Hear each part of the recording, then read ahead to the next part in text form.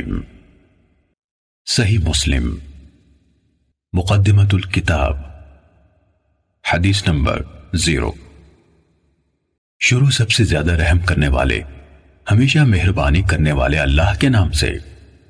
تمام تر حمد و ثنا سارے جہانوں کے پالنے والے اللہ کے لیے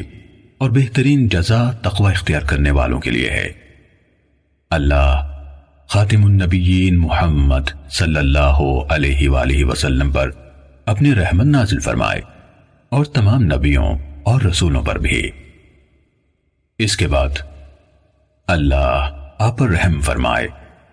بلا شبہ آپ نے اپنے پیدا کرنے والے کی توفیق سے یہ ذکر کیا ہے کہ آپ دین کے طریقوں اور احکام کے بارے میں رسول اللہ صلی اللہ علیہ وآلہ وسلم سے امت تک پہنچنے والی تمام احادیث کو ان کی منقولہ اسناد سمیت جاننا چاہتے ہیں، اور ان احادیث کو بھی جو ثواب اور عذاب، رغبت دلانے اور ڈرانے اور ان جیسی دوسری چیزوں کے بارے میں ہیں، اور اہل علم نے ایک دوسرے سے لیں اور پہنچائیں۔ اللہ آپ کی رہنمائی فرمائے۔ آپ چاہتے ہیں کہ یہ تمام احادیث شمار کر کے مجموعے کی شکل میں آپ کی دسترس میں لائی جائیں۔ آپ نے مجھ سے یہ مطالبہ کیا ہے کہ میں ان احادیث کو زیادہ تکرار کے بغیر آپ کے لیے ایک تعریف کی شکل میں ملخص کر دوں، کیونکہ آپ سمجھتے ہیں کہ یہ تکرار ان احادیث کو اچھی طرح سمجھنے اور ان سے استنباط کرنے میں آپ کے لیے رکاوٹ کا باعث بنے گا، جو کہ آپ کا اصل مقصد ہے۔ اللہ آپ کو عزت دے۔ آپ نے جس چیز کا مجھ سے مطالبہ کیا ہے، جب میں نے اس کے اور اس سے حاصل ہونے والے ثمرات کے بارے میں غور و فکر کی طرف رجوع کیا تو مجھے یقین ہو گیا کہ انشاءاللہ اس کے نتائج قابل تعریف اور فوائد یقینی ہوں گے۔ اور جب آپ نے مجھ سے اس کام کی زحمت اٹھانے کا مطالبہ کیا تو مجھے یقین ہو گیا کہ اگر مجھے اس کی توفیق ملے اور اللہ کی طرف سے اس کے مکمل ہونے کا فیصلہ ہوا تو پہلا شخص جسے دوسرے لوگوں سے قبل اس سے خاص طور پر فائدہ ہوگا وہ میں خود ہوں گا۔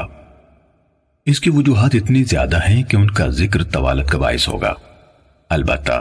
اس کا خلاصہ یہ ہے کہ ان خصوصیات کے حامل کم احادیث کو محفوظ رکھنا اور ان میں اچھی طرح مہارت حاصل کرنا انسان کے لیے کثیر احادیث کو سنبھالنے کی نسبت زیادہ آسان ہے، خصوصاً عوام میں سے ایک ایسے شخص کے لیے جو اس وقت تک ان میں سے صحیح اور ضعیف کے بارے میں بھی امتیاز نہیں کر سکتا جب تک کوئی دوسرا اسے اس فرق سے آگاہ نہ کرے۔ جب معاملہ اسی طرح ہے جیسے ہم نے بیان کیا تو کم تعداد میں صحیح احادیث چن لینا کثیر تعداد میں ضعیف احادیث کو جمع کرنے سے کہیں بہتر ہے۔ یہ بات اپنی جگہ درست ہے کہ بہت سی احادیث کو اکٹھا کرنے اور مقرر احادیث کو جمع کرنے کے بھی کچھ فوائد ہیں، خصوصاً ان لوگوں کے لیے جنہیں اس علم میں کسی قدر شعور اور اسباب و علت کی معرفت سے نوازا گیا ہے۔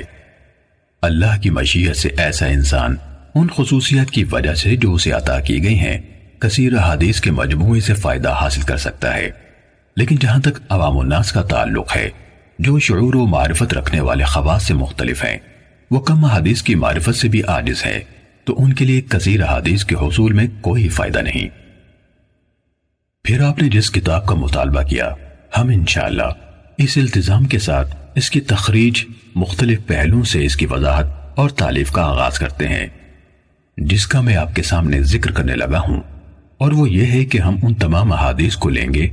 جو سندن نبی اکرم صلی اللہ علیہ وآلہ وسلم سے بیان کی گئیں، اور تکرار کے بغیر انہیں 3 اقسام اور بیان کرنے والے لوگوں کے 3 طبقوں کے مطابق تقسیم کریں گے، الا یہ کہ کوئی ایسا مقام آ جائے جہاں کسی حدیث کو دوبارہ ذکر کیے بغیر چارہ نہ ہو، مثلا اس میں کوئی معنی زیادہ ہو یا کوئی سند ایسی ہو جو کسی علت یا سبب کے بنا پر دوسری سند کے پہلو بپہلو آئی ہو، کیونکہ حدیث میں ایک زائد معنی جس کی ضرورت ہو ایک مکمل حدیث کے قائم مقام ہوتا ہے۔ اس لیے ایسی حدیث کو جس میں ہمارا بیان کردہ کوئی معنوی اضافہ پایا جاتا ہے دوبارہ لائے بغیر چارہ نہیں، یا جب ممکن ہوا تو ہم اس معنی کو اختصار کے ساتھ پوری حدیث سے الگ کر کے بیان کر دیں گے،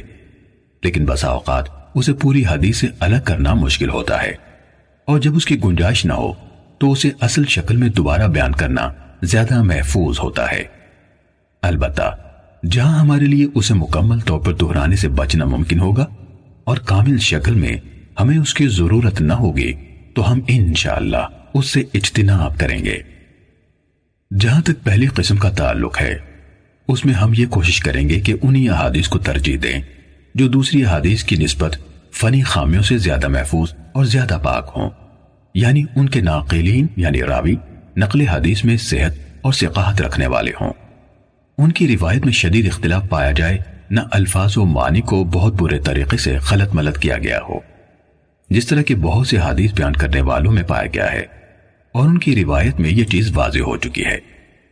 جب ہم اس قسم کے ثقہ لوگوں سے مرویات کا احاطہ کر لیں گے تو بعد ازیں ایسی روایت لائیں گے جن کی سندوں میں کوئی ایسے راوی موجود ہوں گے جو طبقہ اولا جیسے راویوں کے حفظ و اتقان سے متصف نہیں، لیکن وہ بھی انہی میں سے ہیں، چاہے ان صفات میں ان سے ذرا کم ہے جن کو ان سے مقدم رکھا گیا ہے، لیکن عفت، صدق اور علم سے شغف رکھنے جیسی صفات ان میں عام ہوں، جس طرح عطا بن صائب، یزید بن ابی زیاد، لیث بن ابی سلیم اور ان کی طرح کے دیگر حاملین آثار اور ناقلین اخبار ہیں۔ یہ حضرات اگرچہ اہل علم کے ہاں علم اور عفت جیسی صفات میں معروف ہیں، لیکن ان کے ہم عصر لوگوں میں سے بعض دیگر حضرات ایسے ہیں جو اتقان اور روایت کی صحت کے معاملے میں اپنے مقام اور مرتبے کے اعتبار سے ان سے افضل ہیں۔ اس کی وجہ یہ ہے کہ اہل علم کے ہاں یہ حفظ و اتقان ایک بہت اونچا مرتبہ اور ایک اعلیٰ ترین صفت ہے۔ آپ دیکھتے نہیں کہ ان تینوں حضرات یعنی عطا، یزید اور لیث جن کا ہم نے ابھی نام لیا، ان کا موازنہ حدیث کے حفظ و اتقان میں منصور بن معتمر، سلیمان اعمش اور اسماعیل بن ابی خالد سے کریں تو انہیں آپ ان حضرات سے خاصے فاصلے پر پائیں گے، یہ ان کے قریب بھی نہیں آ پاتے۔ ماہرین علم حدیث کو اس بارے میں کوئی شک نہیں کہ منصور، اعمش اور اسماعیل کے ہاں حفظ کی صحت اور حدیث بیان کرنے میں مہارت کی جو صفات فراواں اہل علم کو نظر آتی ہیں، ان کے نزدیک وہ عطا، یزید اور لیث کے ہاں اس طرح معروف نہیں۔ اگر آپ دیگر ہمسروں کے درمیان موازنہ کریں تو بھی یہی ماجرا سامنے آتا ہے۔ مثلا آپ ابن عون اور ایوب سختیانی کا موازنہ عوف بن ابی جمیلہ اور اشعث حمرانی سے کریں، یہ دونوں بھی اسی طرح حسن بصری اور ابن سیرین کے شاگرد ہیں جس طرح ابن عون اور ایوب ان کے شاگرد ہیں، لیکن ان دونوں اور ان دونوں کے درمیان کمال فضل اور صحت نقل کے اعتبار سے بہت بڑا فاصلہ پایا جاتا ہے۔ عوف اور اشعث بھی اگرچہ اہل علم کے ہاں صدق و امانت سے ہٹے ہوئے نہیں مانے جاتے، لیکن جہاں تک مرتبے کا تعلق ہے تو اہل علم کے ہاں حقیقت وہی ہے جو ہم نے بیان کی۔ ہم نے نام ذکر کر کے مثال اس لیے دی ہے تاکہ اس شخص کے لیے جو اہل علم کے ہاں حاملین حدیث کے درجے کے طریقے سے ناواقف ہے، یہ مثال ایسا واضح نشان ثابت ہو جس کے ذریعے سے وہ مکمل واقفیت حاصل کر لے اور اونچا درجہ رکھنے والے کو اس کے مرتبے سے گھٹائے اور نہ کم درجے والے کو اس کے مرتبے سے بڑھائے، ہر ایک کو اس کا حق دے اور اس کے مرتبے پر رکھے۔ حضرت عائشہ صدیقہ رضی اللہ تعالیٰ عنہ سے روایت بیان کی گئی، انہوں نے کہا